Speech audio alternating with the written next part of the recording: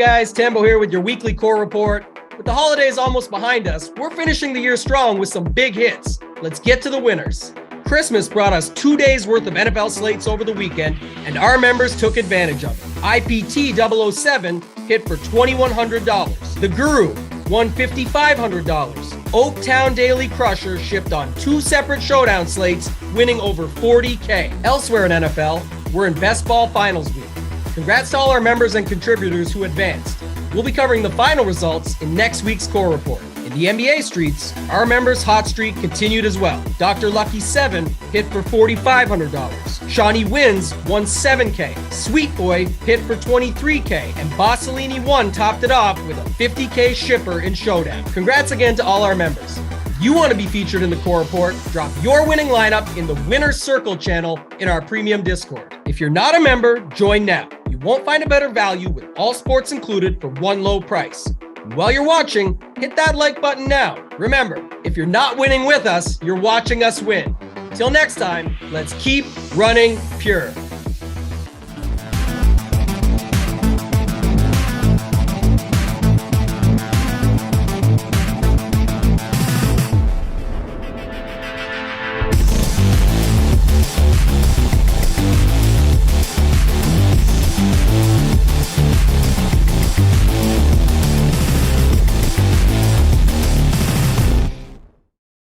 What is going on, everyone? AP over here at Run Pure Sports, bringing to you once again the Lineup Builder Show. It's just me today. Jordan is out on vacation. Lucky him, so you guys get me. And I had this whole plan to go over NBA today, and that is going to be the plan, to hit on all the different things that I do. There were a few things late swap wise that I did want to touch on, but I do want to wait till Jordan is back, since he is the best at that.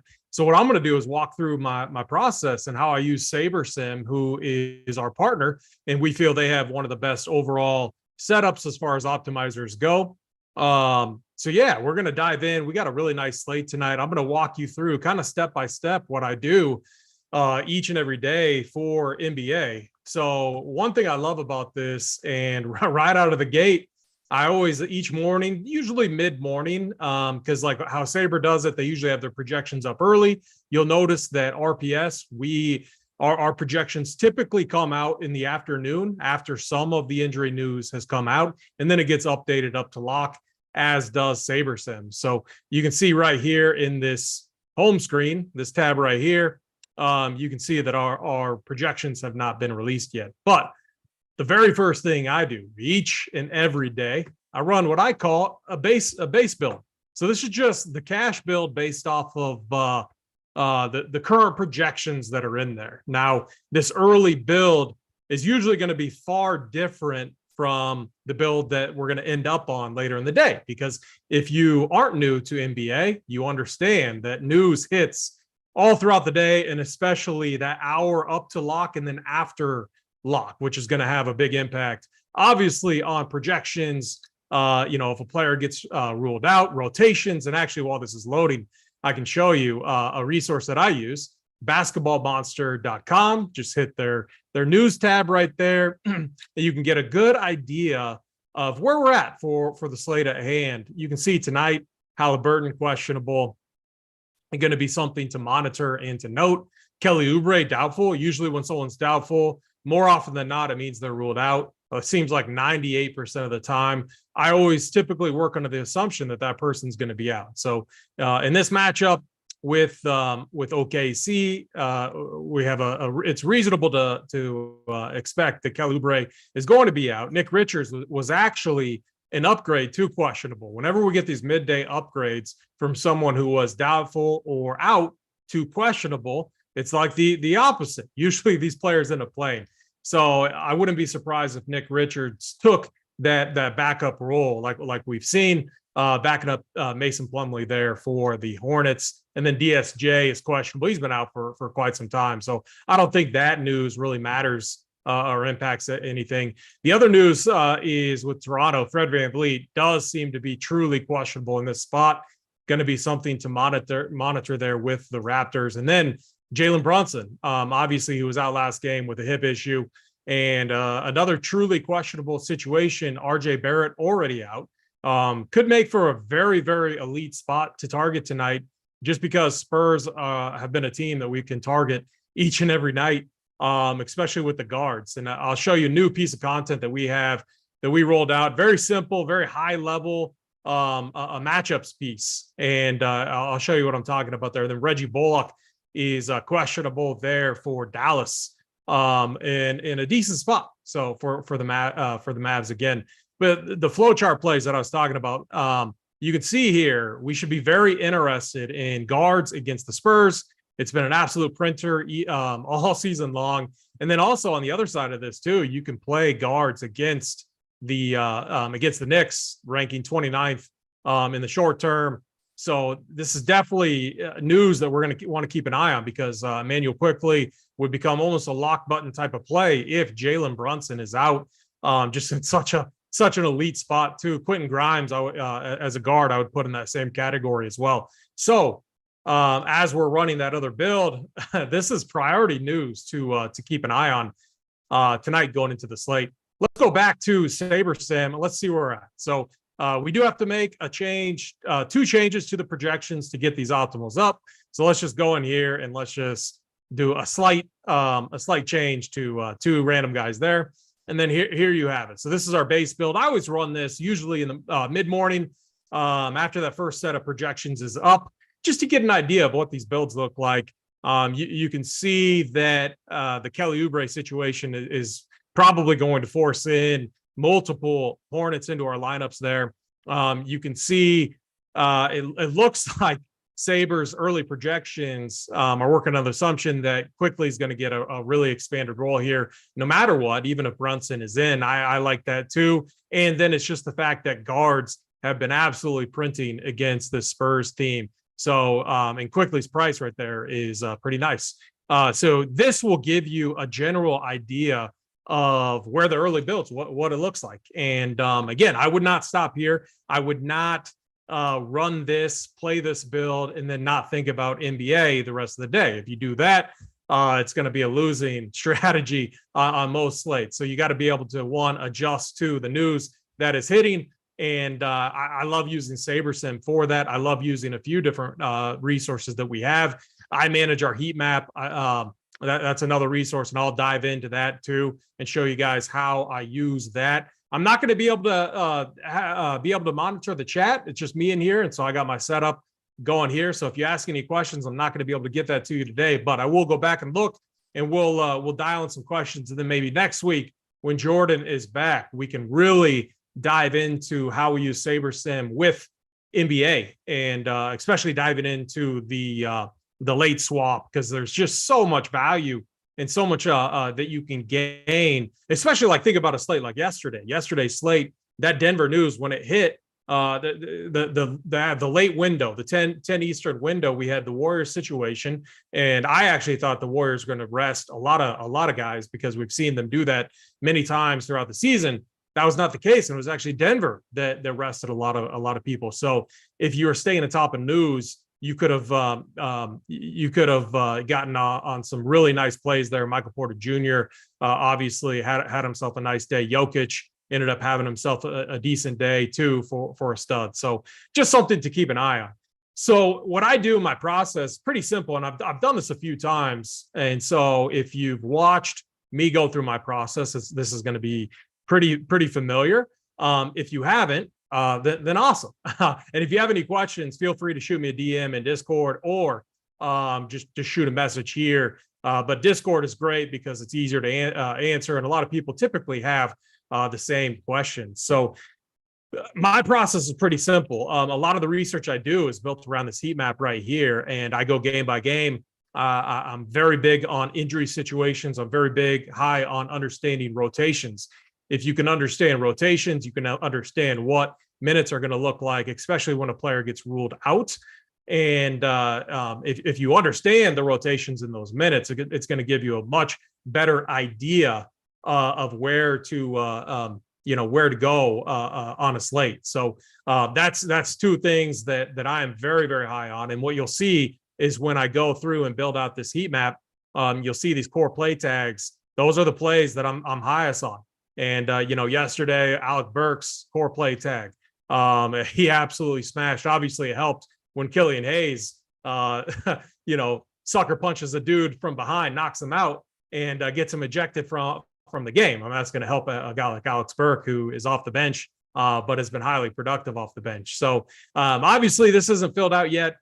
It typically happens all throughout the afternoon, but we're going to get some really strong plays. I'm looking at, from a pricing standpoint, I love these stretch four types like Evan Mobley against the Pacers. Bigs against the Pacers has been an absolute print fest. You can see here on the flow chart plays, Evan Mobley, stretch four type power forward, guy who can get to the perimeter and also who can get it done at the rim. He's graded out very well against Indy here. And then we can see Jared Allen right there in a very nice spot. Right now, currently, short-term trends, the Pacers giving up the 20th most points to centers.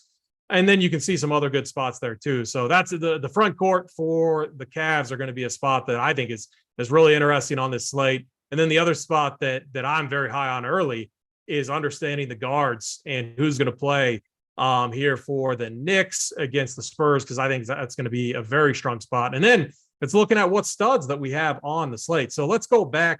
We got step one here.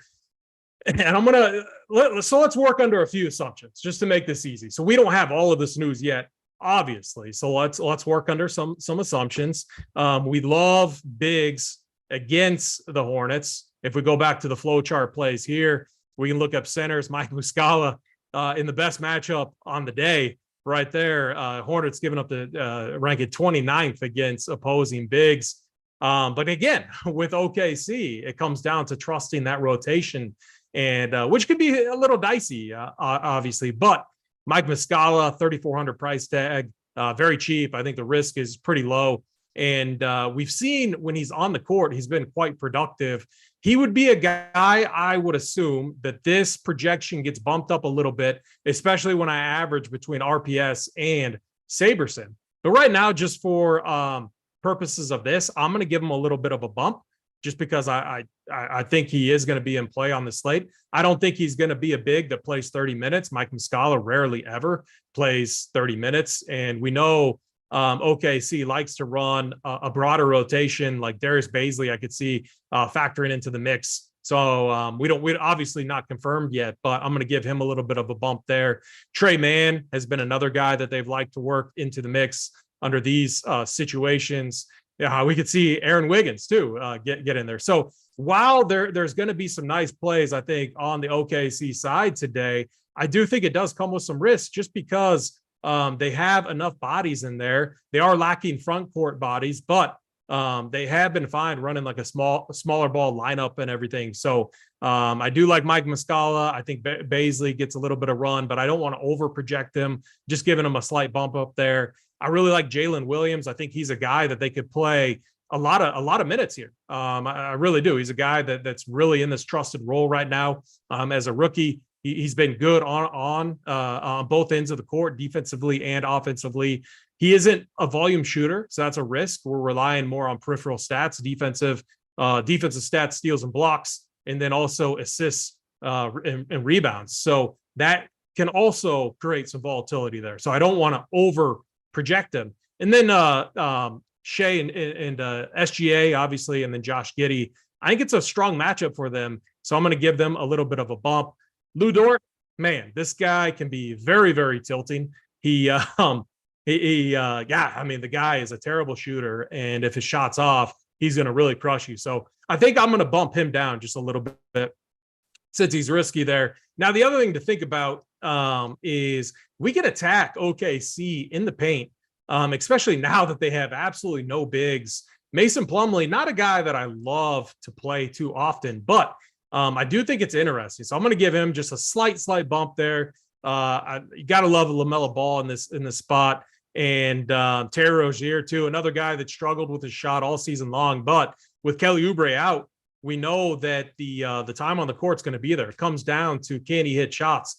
And if you have OKC defensively focused on slowing down LaMelo Ball, it could open things up for Terry Rozier just a little bit. PJ Washington's been on a nice run lately. I don't have his logs up from his last game, but I think three to four games before that, the guy was hitting at a very, very high clip. I think that's a fair projection, 31.6. I'm not going to mess with that. Gordon Hayward, always a tilting guy for me. It just seems like he never gets there for us. And now that I said that, he's probably going to crush tonight. But I'm going to bring his projection down just a little bit, and then I'm going to leave everyone else alone. I don't want to over project. Like, I do want to isolate some spots that we want to target, but I don't want to over project, because then it's just going to give me all of that spot into all of these builds. So the next spot I'm looking at is, I love attacking the Pacers here in the paint with the front court, and with bigs, especially like Evan Mobley and Jared Allen, and their price tags are very fair. Box score lurkers are going to be hesitant maybe on Mobley because the production hasn't been there, but it all comes down to the right matchup. And I do think this is a very incredible matchup for him. So I'm going to give him a really nice bump here. I want to be overly aggressive on this play relative to the field. So I'm going to give him a full 3 to 4, maybe 5-point bump.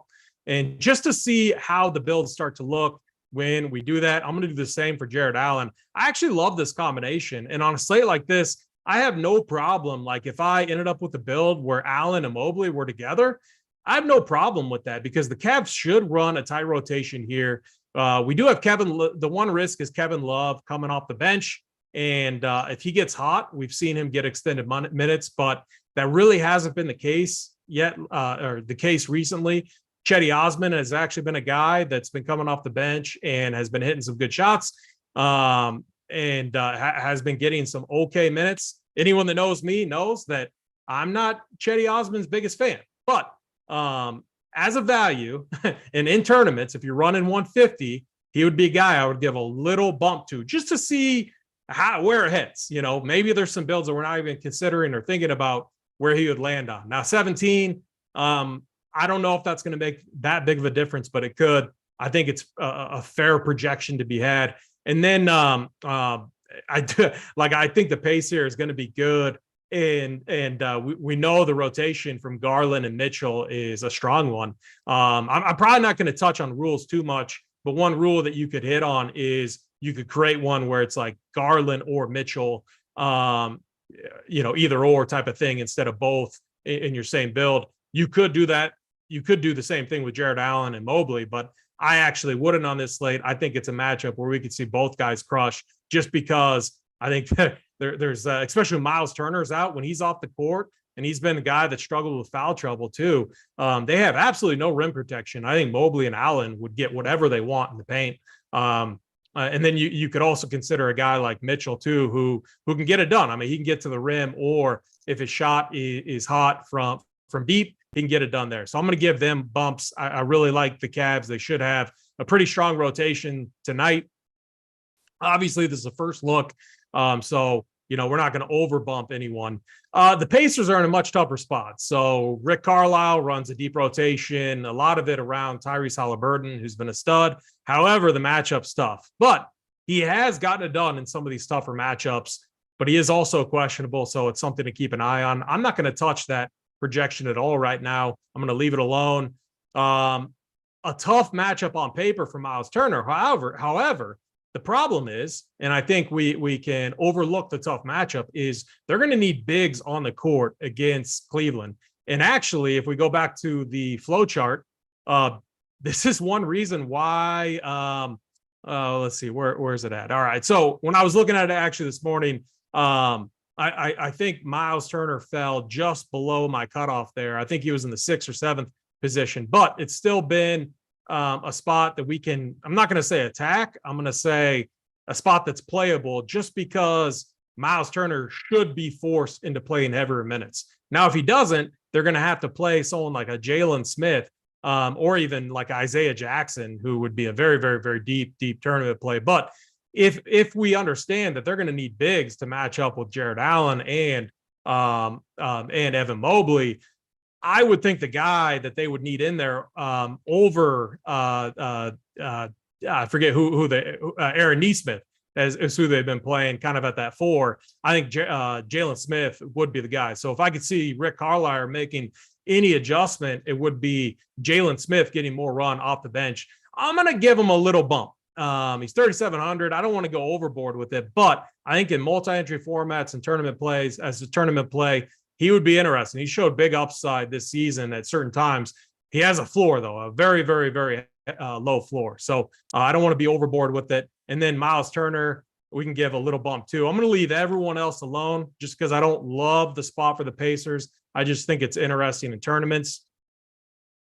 This is a game, Memphis, man, with Desmond Bane back. We can't really play Bane right now because he hasn't clipped 30 minutes yet since he's been back from injury. So it's really tough to play him. You could X him out if you don't want to play him or just bump him down. I'm going to just bump him down. Jaren Jackson, this guy is always going to be a tournament play, constantly in foul trouble. I mean, it's crazy. This guy is an absolute walking foul. It's absolutely ridiculous. But I'm not as high on the Grizzlies today. The Raptors are a pretty sound defensive team. A lot of length, a lot of, they can just make it difficult, especially on guys like John Morant. And then, the Grizzlies too have a pretty deep rotation. So I'm going to just leave this alone. I'm not going to mess with this. I'm just going to leave it alone. And if these guys, fall into a build, I'm going to dive into it. I'm going to look and try to understand why. On the Raptors side, we know Freddie VanVleet is questionable. Looks like truly questionable. I was on him last game and he went out for a little bit. He tried to come back in. He was not productive at all. So it does seem like a truly questionable situation. Even if he played, I have no interest in playing him. So he's a guy I'm gonna take out. I think it's just a tough matchup. Pascal Siakam, though, OG and Anunoby, obviously these guys, and then Scotty Barnes, who's been playing really good. The one thing I like about Toronto is they're not projecting very well. They rarely ever do relative to the price tag. But man, we know the minutes that we're getting. We're getting a lot. We're getting a very tight rotation. We're getting a ton of minutes. While it's a tough matchup, I'm going to lean on the minutes here, and I'm just going to give these guys just a little bump because I'm going to work under the assumption that maybe Fred VanVleet's out. And if he is out, Malachi Flynn, Gary Trent, obviously a couple guys that would get a little bump there. So I'm just going to bump these guys up, and then I'm going to move on. Clippers, Boston, another tough spot. I mean, if you've been following the NBA right now, when Kawhi and Paul George are in, this team is much tougher to target, especially John Wall too. So while Reggie Jackson could get the start here, we can't trust his rotation. So Norm Powell randomly will come off the bench and have himself a game. I'm just not going to touch these guys. I mean, if anything, I could uncheck Reggie Jackson. I could just cross some of these guys out because I wouldn't have any interest.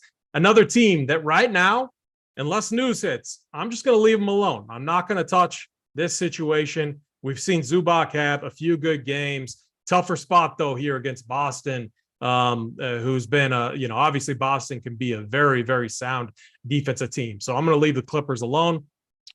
Go to the Boston side.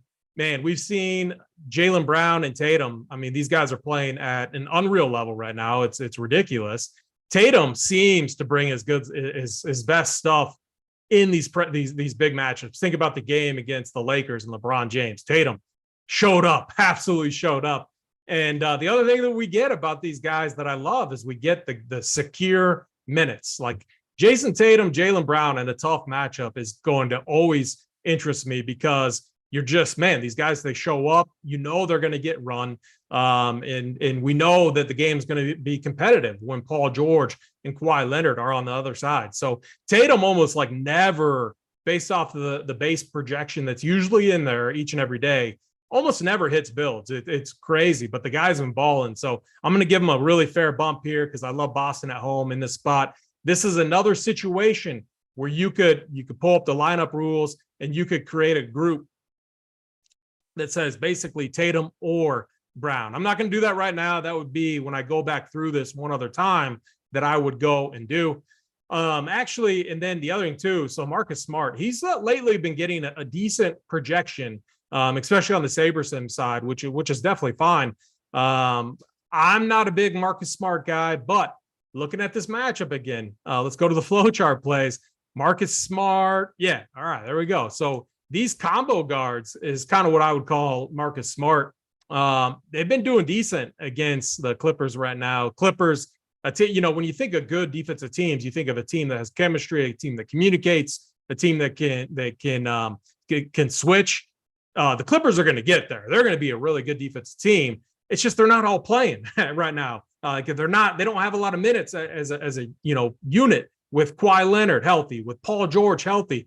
And so that's why defensively they haven't been as good, in my opinion, lately. So I do think they're attackable. I think Smart is almost overprojected here. I do like him, so I'm just not going to touch that. Al Horford with Bob Williams back again. I'm not going to touch that situation too. Derek White, typically shooting dependent. I'm just going to bump him down a little bit, and then Brogdon.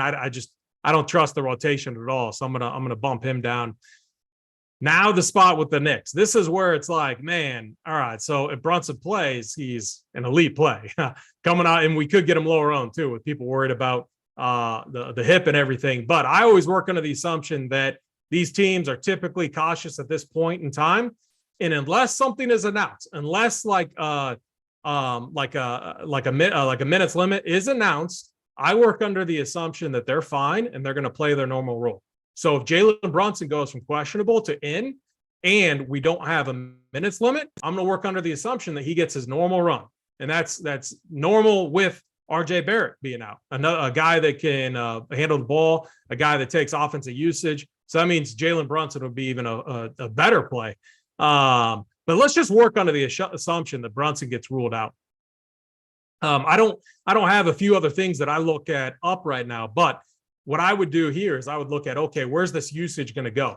It's going to go to Randall. Randall's been phenomenal too. So let's give Randall a bump. This is a matchup where Randall could put up a big boy number. Quickly played a ton of minutes last game. I would almost consider him a lock if Jalen Brunson's out. I'm gonna bump him up.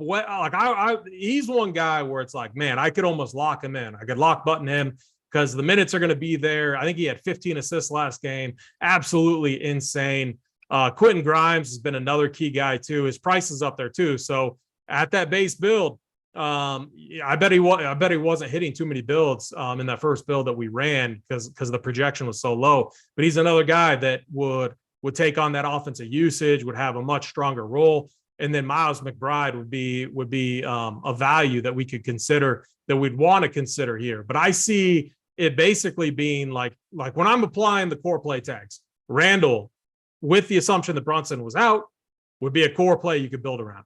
Quickly would be a core play that you could build around. And then Miles McBride most likely would be the value that I would apply a core play tag to, just because he's 3.2K. He would get minutes. He got a ton of minutes last time. His usage is pretty low, but it's the price relative to the expected minutes in his rotation that would make him a core play.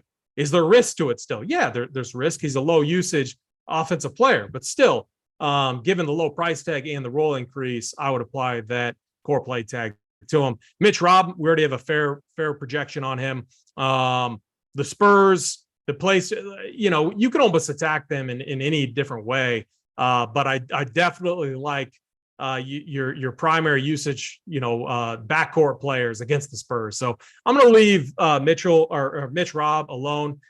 Just make it, an even 30, just so it looks a little cleaner. And then let's go to the other side. Let's go back to the flow chart plays. So normally what I would do is if I had the heat map finished up, I would use this. I would use this instead of the flowchart plays, and I'd be bumping the guys that are in the core play, bright green, solid option, and then I would be bumping down the under fades and the GPP fillers. I'd give just a slight bump down. That's kind of how I run it. So if you want to run it similar to what the heat map is, the DK heat map that I do, or the FanDuel heat map that Glock does, you could definitely do that. Let's go back here. Man, the Spurs, I don't know about you guys, but the Spurs is always the rotations getting popped, as we often call it. It always is difficult, but let's go back to the flow chart plays. We see right here, we can play guards against this Knicks team. I think that's going to be even more true if Jalen Brunson's out and you get quickly in there getting a ton of run. So let's go back here. I mean, Trey Jones, we like this game. I'm going to give them just a slight bump. I don't trust these guys as much, so I'm going to just keep them where they're at. I think everyone else has some risk here. I know our boy Cisco, as everyone calls him, with the hair. I know he absolutely went off last game. He was a phenomenal value. I think he's going to be very much in play here. I do think this is a tougher spot, but I'm going to leave him. I think it's a fair projection. I'm going to leave him right there. I don't want to be overweight on him. I just kind of want to see where he lands. So let's just bump him down a little bit. Pirtle, same thing. Comes down to rotation, minutes. He wasn't a time split there, but his minutes are starting to come back. So he is an interesting play. I'm just right now, this first run, I'm going to leave it alone. I want to see what these builds look like when I really start off making these slight adjustments to the plays I like. Let's go to the Rockets and Dallas Mavs. This is a game. I mean, Luka's coming off that monster game, monster game. And I think he's going to be very popular. I will say one thing of the Rockets, this has been a team that we, like all last season, we attacked them hard. They were bad defensively. They've been, I don't want to say good. That's not what I'm saying at all, but they've been better in spots. Like bigs against the Rockets, it's not been a place that you want to attack. And a lot of that has to do with Jalen Green, Kevin Porter being aggressive and getting in there in the paint and getting these opposing bigs in foul trouble. But the Mavs, though, they are a team we can attack right now. And a lot of that has to do with Dorian Finney-Smith out. And then Reggie Bullock has not been on his A game. He's not been hitting shots. Those are their two best perimeter defenders, and those guys are out. And then you have Christian Wood in the paint, not a good defender. He's an offensive player. And so that's why this Dallas team that was very good defensively last year has not been good defensively this year, which has created some really interesting spots to target in tournaments. So let's just go back to our flow charts, and we can see right here. So we know Dorian Finney-Smith is out. We know Reggie Bullock could be out. What does that mean? It means Jalen Green makes himself a flow chart play there because they do not have the good defenders there on the wings. You could also make the case Kevin Porter Jr. too. But I like this spot for Jalen Green. I think he's going to be able to get to the hoop and attack. Like I'm not worried about Dwight Powell. I'm not worried about Christian Wood as much as far as rim protection goes. So I think it's a really nice spot for Jalen Green. And then down here, Şengün. This is another good spot for him. Now, the risk with Şengün, if you played him ever, the guy is quite volatile. He gets into foul trouble all the time. But this is going to be a spot that I think we can all attack. So I'm going to have a ton of interest in Şengün here. And then on the other side too, so everyone's going to be looking at Luka. I love wings right now, shooting wings against this Rockets team. It's still an area that defensively they haven't been good at guarding. So I think THJ is going to be an interesting play on the slate, especially if Reggie Bullock's out. I mean, THJ is going to have to play a ton of minutes. So let's do this. Let's go. Let's bump him up. Let's give him a really nice bump. I think 38 is good. And then Şengün, let's give him a really nice bump too. Let's just see where these guys land. We could bump up KPJ, Jabari Smith. He's been good too. I have no problem attacking Dallas right now. They have not been good defensively. The Rockets rotation, as I was saying, is a little uncertain and volatile at times, but Jabari Smith, KPJ, Jalen Green, I feel good about their rotation. And then Şengün, if he's out of foul trouble, I feel good about his rotation. And then you have EG right there, who should be back. He's cheap. I'm going to leave him alone. Like, he's so shot dependent. He gets no peripheral stats. So you need him hitting that long ball to be a factor. And then on the Dallas side, Luka the Don, man, he's just incredible.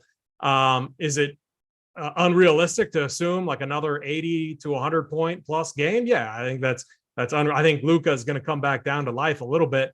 And it wouldn't surprise me if he's overowned in this spot with everyone looking at what he's been doing.